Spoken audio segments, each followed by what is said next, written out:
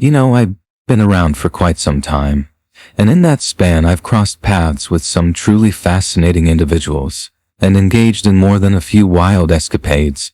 I thought I'd seen it all, that nothing could possibly take me by surprise anymore.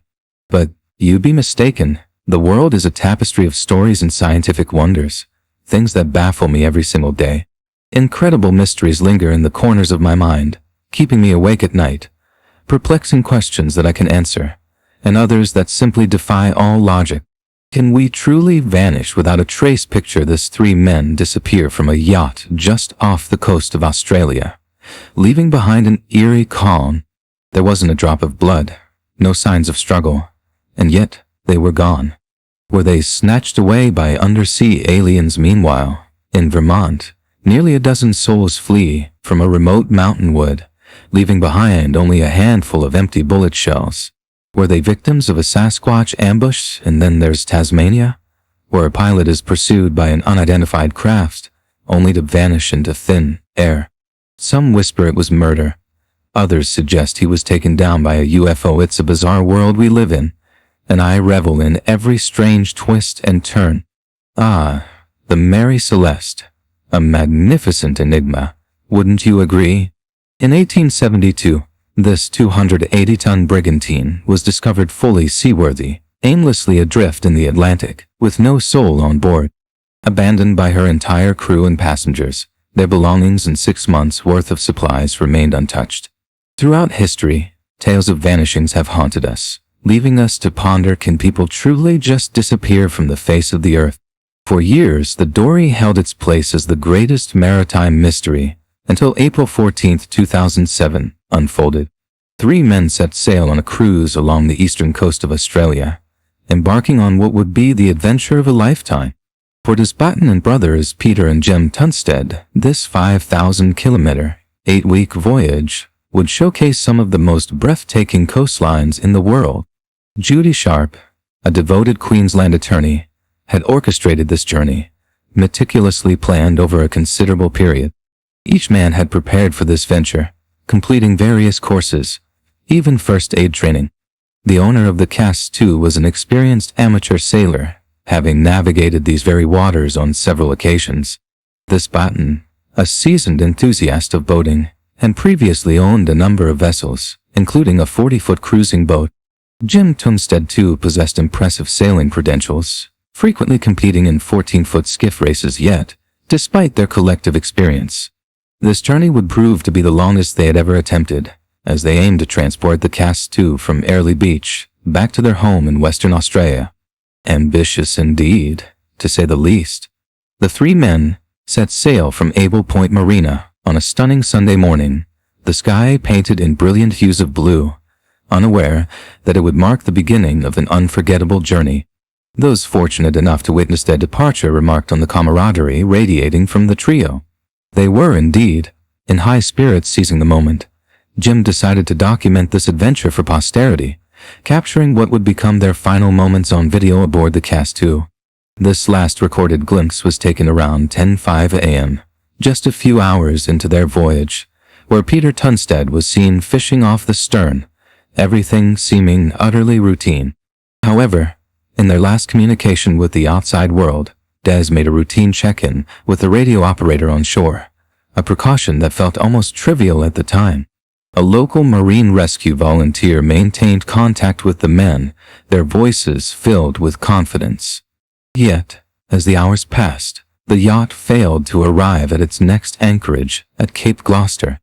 Dread began to seep in as attempts to reach Jim Tunstead's cell phone went unanswered. 3 harrowing days later, the Australian Coast Guard spotted the yacht, drifting aimlessly, miles off course. Photojournalist Cameron Laird was among the first to reach the missing vessel, and what he encountered was nothing short of eerie: a ship abandoned in the vastness of the ocean, sails whipping wildly in the wind, and an unsettling feeling that something was terribly amiss. As the search and rescue team approached the boat, they lowered crewmen to investigate, hoping against hope to find someone on board. Their hearts sank as they found no sign of the crew, yet the scene left them even more alarmed. It was evident that whatever had transpired aboard had taken the men by surprise. Maps lay sprawled on the table, still in the ignition of the boat, as if one final navigation attempt had been abruptly interrupted. The kitchen still held sugar and tea bags, untouched, while fishing lines dangled lifelessly on deck. In a chilling twist, a laptop hummed quietly, still running, as if the owner had merely stepped away. Life jackets were present, ready for use, and the bright orange fluorescent life ring gleamed against the deep blue sea, with safety buoys securely attached to the vessel.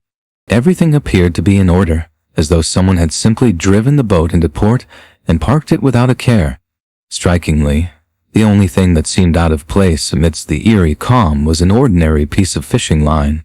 It lay tangled with a lure around the portside rudder, precisely where Peter Tunstead had been seen fishing just days earlier.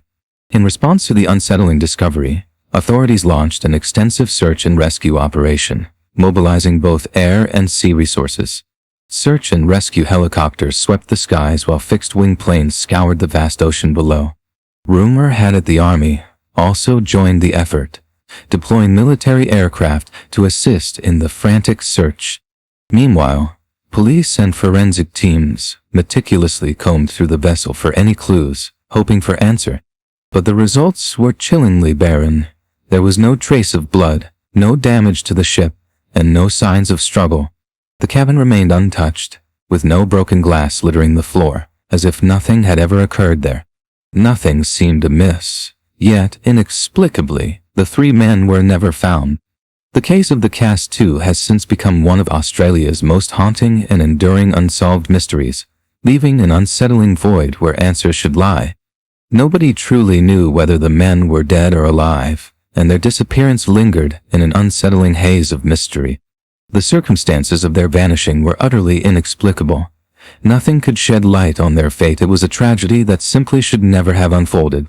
You know, I adore the ocean, the wind tugging at your hair, the salt-kissed air filling your lungs. It makes you feel impossibly alive. But I've got to tell you, the story, it's downright bizarre. Don't you think I mean? We all acknowledge that sailors must show due respect for the sea, right? Yet here they were, on a perfect day, aboard a seemingly flawless vessel. But let's face it, anything could go wrong, almost anything. Adam McGurr harbors a chilling theory. He believes something monstrous lurked beneath the surface. We've come to understand that these creatures inhabit our oceans, existing virtually undetected, save for the legends and tales spun by sailors who swear they encountered, or were even attacked by, some colossal squid-like beast. McGurr asserts that the giant squid has transcended mere folklore, moving firmly into the realm of reality, as scientists have finally studied this elusive creature up close in 2017. Fishermen off the southern tip of New Zealand made an astonishing discovery when they captured the largest recorded specimen of a colossal squid, an astounding 3 feet long, stretching from the tip of its head to the ends of its tentacles, and weighing an estimated 100 pounds. Could a creature of such size explain the mysterious disappearance of the Cast C's crew? McGurr insists these animals have a history of aggressive encounters with small boats, particularly in the warmer waters of the Pacific. Take, for example, the ordeal of a pair of French sailors attempting to circumnavigate the globe in 23.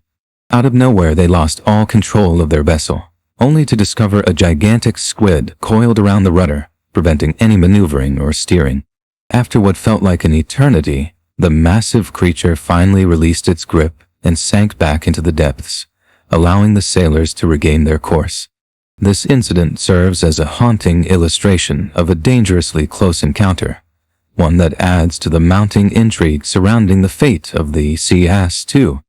A colossal squid, lurking in the shadows of the deep, might gaze upward to see the underside of a boat, mistaking it for a formidable fish or perhaps even a whale it could pursue. Throughout history, numerous whale carcasses have been discovered displaying enormous sucker marks on their skin, suggesting they might have fallen prey to the squid or been engaged in some fierce struggle against one. McGurr theorizes that a squid would surface primarily out of curiosity or necessity, perhaps while in hot pursuit of prey.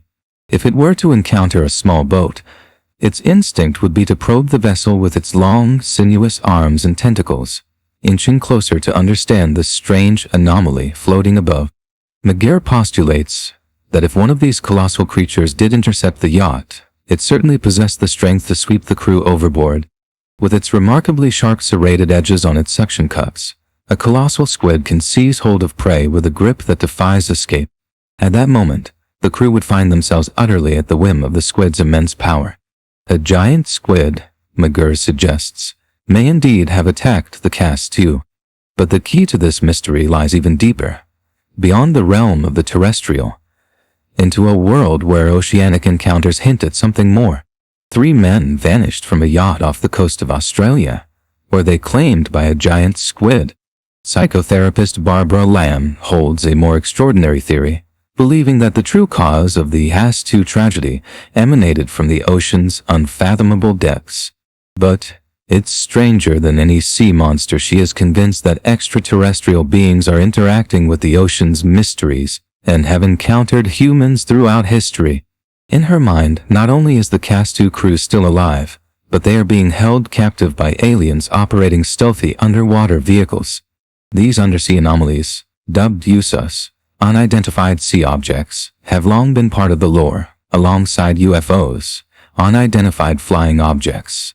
The implications of such encounters are staggering, hinting at an unseen world lurking beneath the waves. Lamb's fascination with UFOs emerged from an unexpected source. Her own patients, who unearthed buried memories of alien sightings through a controversial technique known as regression therapy. Okay, is there any presence beyond the light, she asks, framing her inquiries within the context of their experiences. Regression is a form of hypnosis where individuals arrive with specific concerns or events they wish to explore, seeking details that remain shrouded in their subconscious. The process begins with about 10 to 15 minutes of deep relaxation suggestions, coaxing the person into a state of tranquil receptiveness. During this serene phase, she encourages them to revisit the event or issue they are curious about. Once a fully relaxed state is achieved, she gently probes for insights. What are you aware of? What do you see, feel, and experience in this heightened state of awareness? Her patients begin to unveil vivid images and intricate details from their encounters, piecing together narratives that link them to the mysterious forces lurking in the depths of the ocean. When it comes to regressing someone to what we believe may have been an extraterrestrial encounter, the initial glimpses or hints of something unusual might be anchored in events from last week, last year, or even decades ago. 30, 40 years in the past, an individual's mind might yearn to explore. In those crucial first moments of awareness, I gently guide the process, and I estimate that perhaps 1/4 of the individuals who come to me have had experiences with extraterrestrial beings. Each story unfolds like a breadcrumb trail leading to the unexplained, as patients begin to glimpse the shadows of their past that intertwine with something otherworldly, provoking a profound sense of curiosity and unease. Do you hear a voice while this is happening? She asks. Curiosity piqued. No, he communicates with me through my mind. Over the years, her patients have offered such intricate accounts of USAOs that Lamb found herself compelled to accept their existence as real. One client who resides near the Southern California coast recounted chilling encounters with a disc-shaped craft emerging from beneath the ocean, a craft that appeared to be tethered to an enigmatic structure resting on the ocean floor. The unsettling parallels to the Has-2 incident sent shivers down her spine. Then there's the haunting tale of a man who lost his entire family while they were aboard a massive yacht that set sail from Bermuda in the 1950s. 10 individuals vanished without a trace, leaving behind no life ring, no clues, nothing at all. Each disappearance echoed with the same chilling enigma, fueling the growing web of mystery surrounding the ocean's depths and the secrets they hold.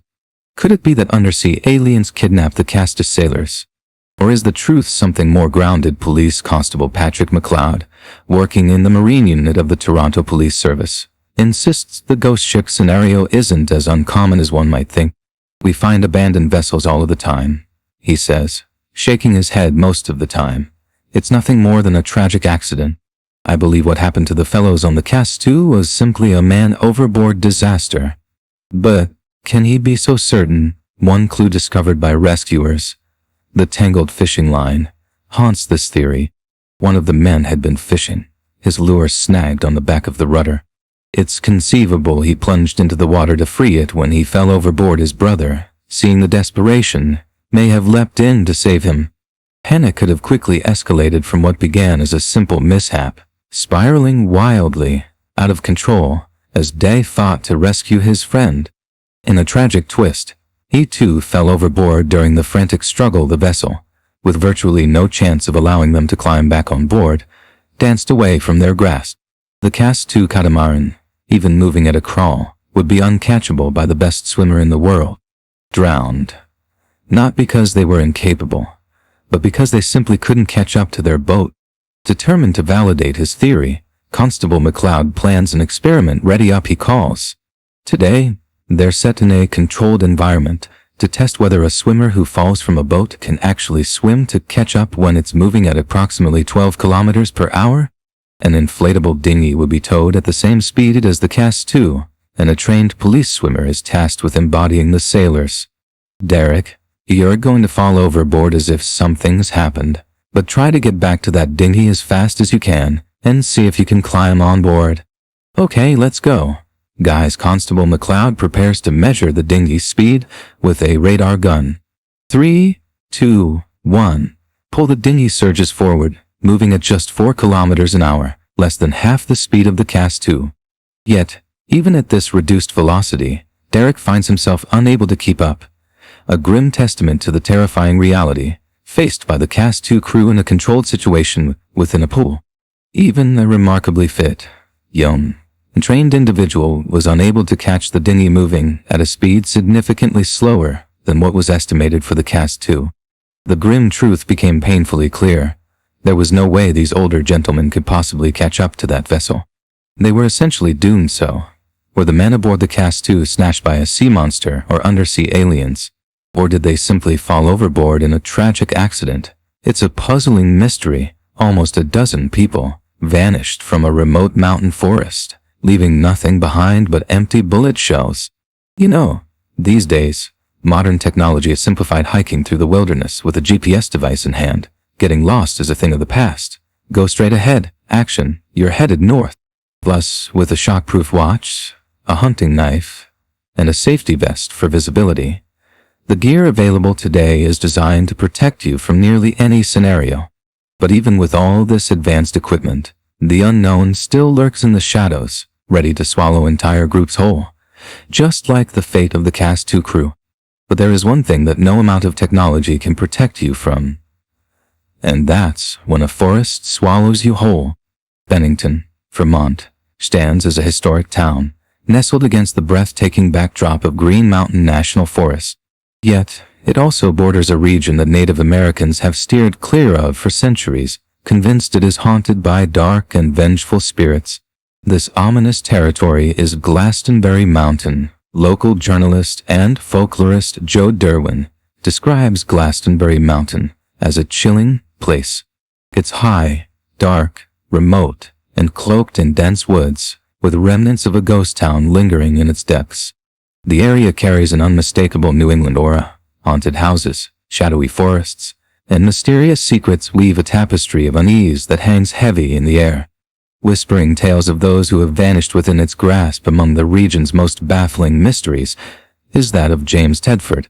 On December 1st, 1949, James was journeying home after a visit with relatives, a veteran living in Bennington. He was familiar with the roads and towns. Suspicion lingered thicker than usual that day. Picture the scene: James Tedford in St. Albans, Vermont, making a routine stop when he is seen by a friend. But as the bus rolls into Bennington, a dark unease settles over the passengers. James is nowhere to be found. 14 witnesses confirm they saw him on the bus at one stop, and yet, by the next stop, he had vanished without a trace.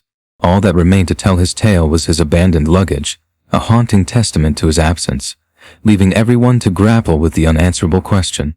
What could have possibly happened to him? The police were summoned to investigate, but no trace of James Tedford was ever unearthed. His fate remains shrouded in mystery, and no answers have come to light yet. His disappearance is not the only unsettling missing persons case haunting the Bennington area. Exactly 3 years earlier, on the very same date, Paula Weldon embarked on a hike along the Long Trail, one of Bennington's most famed tourist attractions.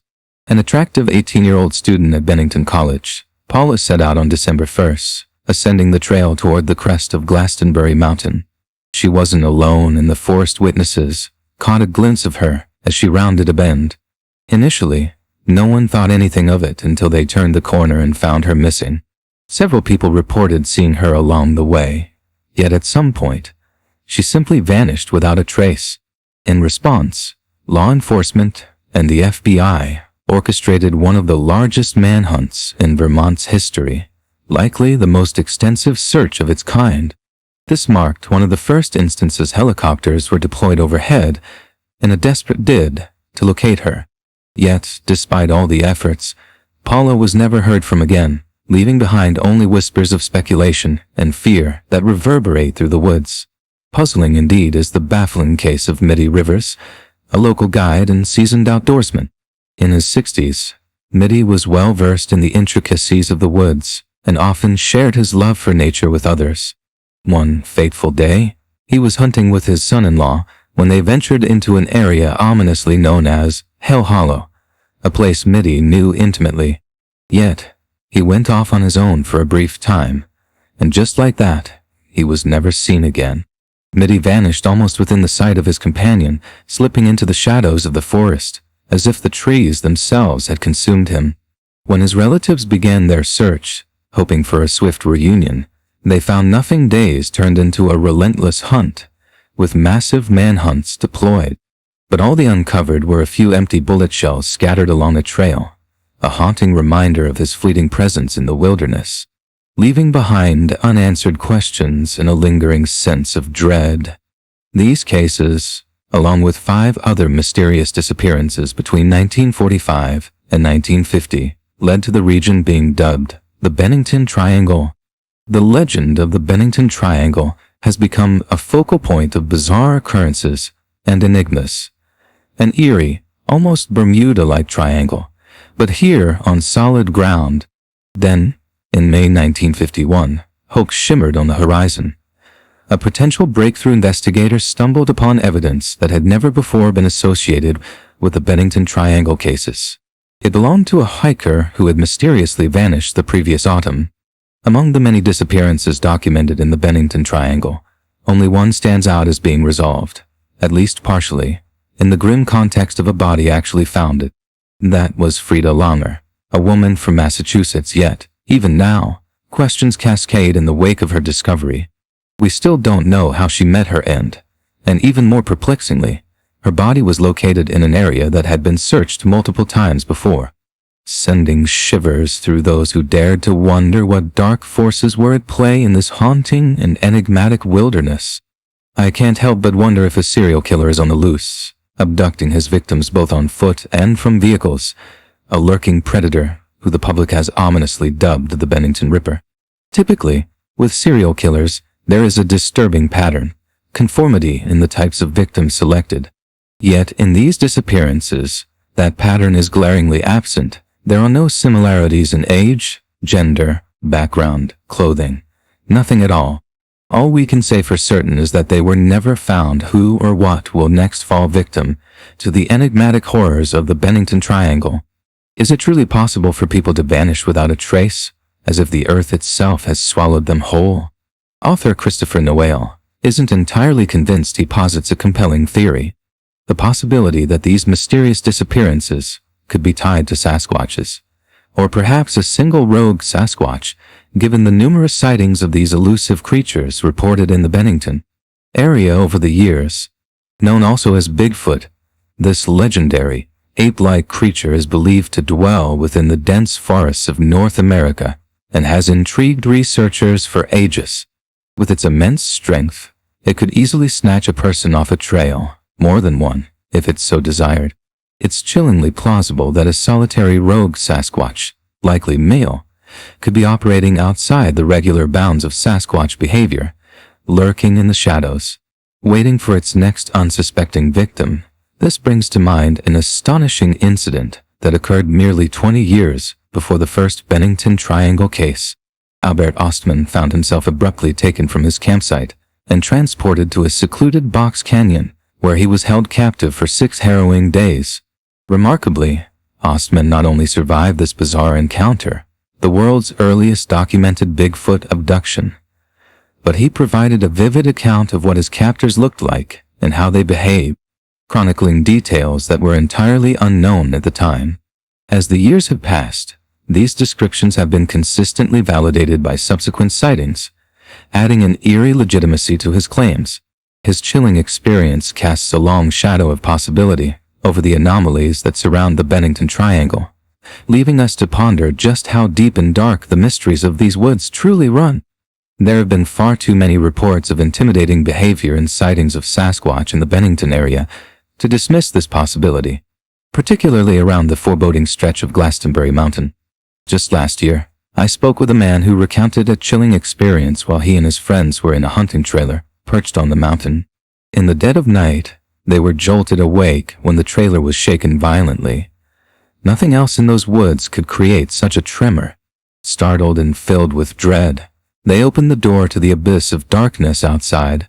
In that fleeting moment, they caught a glimpse of something large and powerful darting away on 2 legs, vanishing into the shadows. The thrill of terror hung heavily in the air, leaving them to wonder what lurks beyond the light in those haunted woods. It would be downright absurd to dismiss this possibility without delving deeper, especially in light of the context provided by historical sightings and accounts of intimidating behavior in the area. The victims of the Bennington Triangle case raise a haunting question: why has only one body ever been recovered? If these creatures were indeed responsible for the abductions, it seems plausible they could have taken their victims deep into the uncharted, dense parts of the woods, high up in caves, far from any human presence, where we would never happen to cross paths with them. It feels incredibly unfair that when something bizarre occurs, the finger is pointed at poor old Sasquatch. But did he truly kidnap the victims? I don't think so. And here's why. Reports describe Bigfoot as a hairy, ape-like creature, towering at 10 feet and weighing over 500 pounds, with large, penetrating eyes, a pronounced brow, and a low-set forehead shrouded in dark red hair. Its enormous footprints, which have become legendary, measure 24 inches long and 8 inches wide. And here's the kicker: those who claim to have encountered this creature often mention its strong, unpleasant odor, a putrid scent that lingers long after it has departed. With such an imposing presence and such distinctive traits, the notion that a creature of this caliber is prowling the woods adds yet another layer of intrigue to the cryptic lore of the Bennington Triangle. Now, I have to ask, how on earth could a creature like that take anyone by surprise? Is Bigfoot truly to blame for the mysterious vanishings in Vermont? Or is there another predator lurking in the shadows? When hunger strikes, food is food. Could it be that Bigfoot is responsible for the disappearances in the Bennington Triangle? Hunting and fishing guide George Prouty is quick to reject the notion the only animal in this area that would attack and kill a human is a mountain lion. He asserts, "We know there are big cats out here, and when their food supply runs low, they become desperate. Food is food. A mountain lion is a formidable predator." Prouty's voice carries the weight of experience. These big cats are incredibly protective of their territory and their game. When they take down something, they often drag it away. Trust me, even something my size, a 200-pound person, is within their capability to carry up a tree, depositing it on a limb for a calculated feast. You would think that after time, some trace of clothing would remain visible, but that's not how it works. A mountain lion, especially one with young cubs, will take its prey to a secluded den, and they won't be leaving it up in a tree somewhere. He speaks with the authority of someone who understands the wilderness. Once the food is consumed, if there's clothing left behind, it's either hidden in a cat's den or tucked away in a place where it can't be found. The landscape conceals its secrets well, a dark veil over the countless mysteries lingering in the depths of the forest. Prouty insists that the details of the vanishings align remarkably with the behavior of big cats as they stalk their prey. It's always a single individual who goes missing when a mountain lion engages in an attack. Its ultimate objective is clear: to isolate one individual from a group, and that chosen target becomes its prey. So, did a mountain lion devour the victims of the Bennington Triangle? And what of James Tedford, who vanished from a moving bus without a trace, enter Morris Franks, who offers a mind-bending theory? The missing individuals fell victim to an exotic phenomenon of modern science, a wormhole. These hypothetical tunnels connect 2 points in space and time, allowing something entering one end to emerge instantly from the other, regardless of the vast distances involved. Essentially, wormholes do not conform to Einstein's constraints on the speed of light, 186,284 miles per second. In Franks's vision, it's a form of instantaneous communication across the cosmos. He theorizes that wormholes undoubtedly exist at the subatomic level, representing a profound mystery that intertwines with the enigmatic disappearances in the Bennington Triangle. Could it be that the forest holds secrets far beyond our understanding, where the laws of physics twist in on themselves, leading unsuspecting souls into another realm? Apparently, there is no limit to the size a wormhole can achieve, a monumental gateway. Franks claims that such extraordinary phenomena have occurred before, none other than within the confines of the U.S. Sea. The United States Navy had developed technology capable of making battleships vanish from enemy radar, enlisting the genius of both Albert Einstein and Nikola Tesla for the project. Dubbed the Philadelphia experiment, it remains shrouded in secrecy, yet its implications are unsettling. Eyewitnesses reported strange occurrences, including the USS Eldridge disappearing spontaneously from Philadelphia Harbor, only to reappear in Norfolk, Virginia, hundreds of miles away, as if the very fabric of reality had been unraveled. What if these extraordinary events are not merely historical footnotes, but a glimpse into a world where the impossible becomes possible, where wormholes could account for the inexplicable mysteries resting in the depths of the Bennington Triangle? The only explanation that comes to mind if this truly happened would be the existence of a large wormhole. Experts on the subject, like Kip Thorne and David Deutsch, would readily inform you that the energy required to open such a vast wormhole is astronomical. While theoretically possible, it remains highly unlikely due to the immense energy demands involved. Yet, it's worth noting that the USS Eldridge was equipped with a megawatt generator, powering the sophisticated electronic equipment designed by Tesla, and they apparently managed to achieve something remarkable. The only plausible conclusion found within the realm of quantum physics is that a wormhole must have facilitated these events. Could it be that the government developed wormhole technology to conceal battleships? Is it possible that the same advanced science was employed on the missing victims in Vermont? Were they too pulled into a wormhole, thrust far from reality? I have no idea where that might lead them. It could be anywhere in another galaxy. Were the victims of the Bennington Triangle snatched away by Sasquatch? Was it a stealthy mountain lion that struck O? Or were they whisked away into the abyss of an intergalactic wormhole? The possibilities are chilling and endless, leaving us to grapple with the darkness that shrouds this enduring mystery. One man claimed he was chased by a UFO before vanishing without a trace. He insists it's not an aircraft, an assertion that sends shivers down the spine. Last year, a staggering 900,000 missing persons cases were recorded in North America, nearly 2,500 people disappearing every single day. It's a chilling thought, isn't it? The silver lining is that most of these cases tend to have mundane explanations. Children wandering away from home, husbands fleeing from wives, or individuals escaping the clutches of the IRS. Yet, there exists one case that defies categorization entirely, primarily because it unfolded in mid-air. On October 21, 1978, a plane departed from Melbourne's Moorabbin Airport, embarking on a fateful journey that would etch itself into the annals of the inexplicable. What happened next would leave many questioning the very fabric of reality itself. At the controls of the ill-fated plane was Frederick Valentich, a 20-year-old flying instructor with the Australian Air Training Corps. This haunting story has been meticulously documented by the author Reg Watson. Valentich was a young man consumed by his passion for flying. Due to his unwavering dedication, he had already logged an impressive 150 flying hours. His dream was to become a commercial pilot, a goal that seemed well within reach. The Bass Strait is a remarkable, yet treacherous body of water, an enigmatic realm where numerous underwater earthquakes have occurred.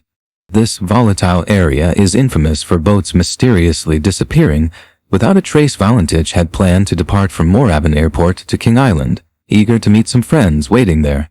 Conditions appeared ideal, visibility was clear, making it prime flying weather. The journey to King Island Airport was a little over an hour's flight time. Until that point, everything seemed to be unfolding smoothly. He was cruising at a modest speed of about 120 miles per hour, and the aircraft had been meticulously maintained. There was no indication that anything was amiss with the craft. It should have arrived at King Island without a hitch. But unknown to Valentich, dark forces were at play. But just 47 minutes into his journey, Frederick's heart raced as he spotted another, far larger aircraft soaring at the same altitude. Valentich was cruising at approximately 4,500 feet when he radioed Moorabbin, asking, "Are there any aircraft below 5,000? At that moment, air traffic controller Steve Roby was monitoring the radio at Moorabbin Airport. He checked the flight board, heart sinking as he confirmed there was nothing else in the area. Suddenly, the other aircraft began executing high-speed passes above and below his much smaller Cessna, a display both thrilling and terrifying. Frederick's voice trembled as he reported, "It's traveling under me almost immediately," he added. "It's 1,000 feet above me," before his tone shifted to panic, declaring, "It's coming towards me." Desperation seeped into his voice as he asked the alarming question, "Are there any Air Force craft in the area?" Moorabbin responded with a curt no. The mysterious craft was now close enough for Frederick to catch a better glimpse. He described it as long and shiny, resembling metal, glowing with a green light and radiating an otherworldly sheen. It was clear he was utterly bewildered by this unfamiliar sight, his heart racing as fear took hold. Then, without warning, Frederick's engine began to sputter, sending panic coursing through his veins as his controls malfunctioned. Meanwhile, the unidentified craft executed even more frightening maneuvers around his plane, reaching mind-boggling speeds that defied reason. "It's vanishing," he exclaimed in disbelief. "It's orbiting me now." Air traffic controller Roby, his heart pounding, asked the young pilot to repeat his description of the mysterious aircraft. Frederick's chilling response sent a shiver down Roby's spine. "It's hovering, and it's not an aircraft," he emphatically reiterated. "It's not an aircraft." Then, just like that, the radio went dead, Frederick's last transmission fading into the ether. Roby's desperate attempts to re-establish contact were met only with a haunting metallic clicking noise that gradually succumbed to a suffocating silence, leaving behind a curtain of unexplainable dread. It was presumed that Frederick had crashed into the sea, and when a search was organized with a radio beacon, it seemed certain that locating him would be straightforward. The search was meticulously conducted, yet no body was found, nor was there any trace of an oil spill to indicate a crash. Over 3 decades later, Reg Watson remains fervently convinced that the Australian government must unravel the mystery surrounding this case. "What I'd like to see happen with Frederick Valentich is for the authorities to finally admit that something peculiar transpired," he stated, frustration evident in his voice. "I get angry with the authorities. I really would like to see some type of salvage operation launched off the coast of Victoria to determine whether indeed his aircraft is still down there. The truth has been obscured for far too long now. If ever there was a genuine mystery, this is it. And here's why. It couldn't have been an accident. The probability of being involved in an air crash is a staggering 1 in 11 million. You have far greater chances of being killed by a bee sting, choking on a piece of food, falling from a ladder, or even tumbling out of bed. So what then did he truly see up there high in the sky?" Victor Vigiani, a dedicated paranormal investigator, delved into the incident and closely examined the maneuvers Frederick described. An alien spaceship. One undeniable fact stands out: this craft executed circular movements around his aircraft. It would hover beneath, above, and alongside him, a surreal dance witnessed only by Frederick. He could only watch in awe as this anomaly darted about with an agility that defied the capabilities of any normal aircraft. What was unfolding before his eyes, the very essence of reality, seemed to bend, leaving lingering questions that begged for answers. Vigiani firmly asserts that Frederick wasn't alone in his harrowing encounter. The UFO that harassed him was also spotted by witnesses on the ground. A family of 3 or 4, 2 adults and 1 or 2 children, were driving along the road when they actually witnessed Valentich's craft gliding over the ocean, the UFO hovering ominously above it. The technology of this unidentified craft was so extraordinarily powerful that it crippled the Cessna's engine and instruments, leaving Frederick at the mercy of the unknown. The electromagnetic influences tied to the UFO phenomenon often wreak havoc on avionics.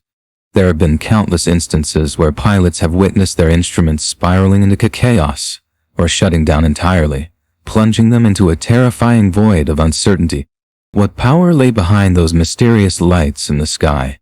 In Montana, back in 1967, a sequence of nuclear missiles were housed at a missile installation, with 12 to 15 of these missiles securely stationed in silos they referred to as Oscar Flight. Below the Earth's surface, in the dimly lit bunkers, the launch commanders remained vigilant, monitoring everything that transpired above ground. What transpired next was nothing short of extraordinary. Captain Robert Salas, the launch commander stationed at Echo Flight, received a frantic call from one of his guards stationed above, an urgency lacing the guard's voice as he exclaimed, "There are UFOs just flying all over, coming and going." "We don't know what the heck's going on." Steadying himself, Captain Salas replied, "Listen, just stay cool. Don't get carried away." The guards, weapons drawn and senses heightened, were on edge as he hung up the phone. Moments later, the same guard called back, his voice transformed into a chaotic symphony of excitement and terror. He could barely contain his breath as he stammered, "There's a huge glowing red object right outside the gate. Huge, massive, and we don't know what the heck it is." Captain Salas focused intently, hearing the tumult above as the guard continued, "The thing has just taken off. It's just gone astonishingly." As soon as the UFO retreated from the scene, 12 of his Continental ballistic missiles plunged into a no-go situation.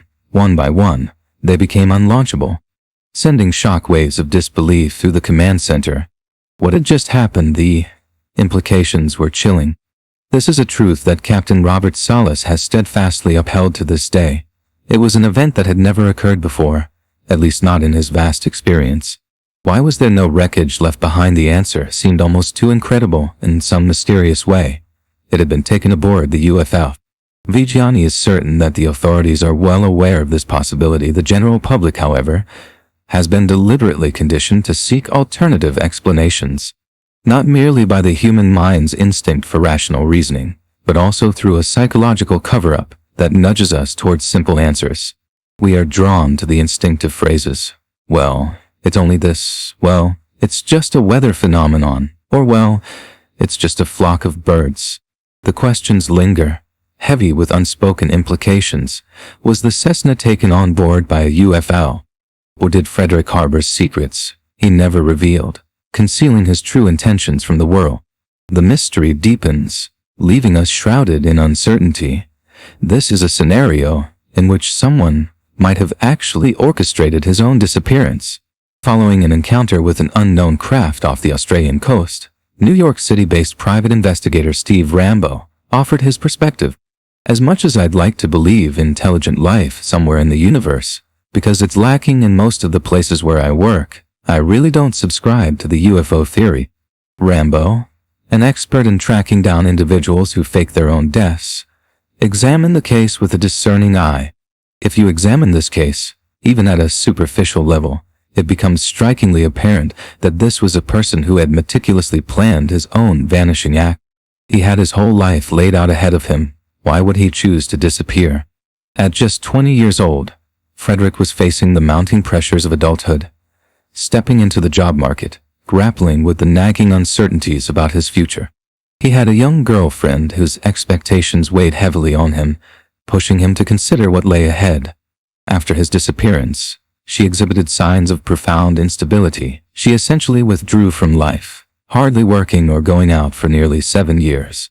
The shadows of his absence loomed large, intertwining their fates in a haunting way. I can tell you that, when I was a 19-year-old guy, there were moments when I longed for a plane to escape from the stress of college tests, the weight of my girlfriend's expectations, and all the pressures bearing down on me. I must admit, There are others at that age, facing even less stress, who manage to take flight, figuratively or literally, when they have the chance. But how does this all tie into the alleged UFO attack? Could it be mere randomness? Frederick may have concocted the whole story in the couple of weeks leading up to his disappearance. He exhibited an unusual and sudden fascination with UFOs. It's hard for me to believe that this young man was swept away by a mothership out of nowhere. Yet if Frederick was indeed faking his own disappearance, what compelled him to do so? He had a plane at his disposal, meticulously gassed up for a 300-mile flight, despite needing only to cover 40 miles. Perhaps he needed a quick influx of cash for his getaway. That plane held tangible value. It could have been sold off or stripped for parts, providing him with the means to vanish without a trace. Everything was easier in 1978. Life was simpler, more straightforward today. If someone disappears, I have the means to trace their every move up to the very nanosecond before vanishing. I can track credit card usage, monitor Wi-Fi activity, and pinpoint cell phone locations within 100 feet. I know who you spoke to, who you emailed, and I hold a wealth of information about your friends and family. Your likes and dislikes, all meticulously cataloged in an expansive database. I can say this with confidence, having worked in this field for about 30 years. Back in 1981 and 1982, when I conducted background checks, my initial intake file, if I was exceptionally lucky, would amount to about 20 pages. That was considered a substantial file. Now when I background someone and compile an initial intake on a disappearance, if I end up with fewer than 500 pages, I can only shake my head in disappointment. The magnitude of information we have today is astounding, yet it raises even more questions about the nature of disappearance. In this age of observation, Ramo believes we can unravel this mystery. We just need to direct our gaze to the right locations. If I had to wager, I would bet he's out there flying planes, certainly not under his own name. There's someone who bears a striking resemblance to him. I've collaborated with the police in Australia. They're no fool. They've kept this case open because they are fully aware that this kid was not simply sucked up into a UFO. Mark Wallace, a seasoned commercial airline pilot with nearly 30 years of experience, has honed in on a single theory regarding what may have transpired. He explains that for a brand new pilot, disorientation is one of the more common pitfalls that often lead to crashes. Wallace suspects that Frederick's monumental mistake lay in the timing of his departure. As a relatively inexperienced pilot, he relied on visual flight rules, maintaining his altitude by referencing the sky. As the late afternoon sun dipped, the water began to appear as a dark abyss, merging seamlessly into the blackened sky. This created a disconcerting challenge. A defining horizon that pilots depend upon was lost in the growing darkness. As the shadows deepened, Frederick likely became increasingly disoriented without a clear horizon in sight. It's easy for an airplane to begin to bank unwittingly. If you are an inexperienced pilot who cannot feel the subtle tilt of the plane and glance at your instruments to see a 30-degree bank, you might reject that reality, failing to make necessary adjustments. The more the plane banks, the more altitude it loses, until, tragically, the Cessna slips silently into the sea. Will we ever uncover any wreckage? The Bass Strait is a vast expanse of water that lies between Australia and Tasmania, riddled with unpredictable ocean currents as the waters rush down from the Great Barrier Reef. Despite its relatively shallow depths, it wouldn't take much for any debris to drift off into the unknown, swallowed by the relentless tide. Initially, my mind raced with the possibility that it was a military aircraft. Is it conceivable that someone was playing a prank on Frederick, enjoying a bit of mischief? Did a military pilot venture out to perform a practice intercept on a civilian aircraft, turning an innocent flight into a dangerous game? The questions swirl, adding layers of intrigue and uncertainty to an already enigmatic situation. Did Frederick Valentich crash his plane into the ocean, or did he stage his own death under the enigmatic influence of an alien spacecraft? The truth may elude us forever, cloaked in mystery, so there you have it. 3 haunting tales of unsolved vanishings. 3 men disappear from aboard a yacht in Australia, allegedly snatched away by a giant squid. Elsewhere, people vanish from a desolate Vermont forest, where strange, unidentified crafts have been reported swirling overhead. Were they taken by aliens? The answer remains tantalizingly elusive. You decide. Join me next time for more bizarre stories that will undoubtedly delve into the weird. Or what?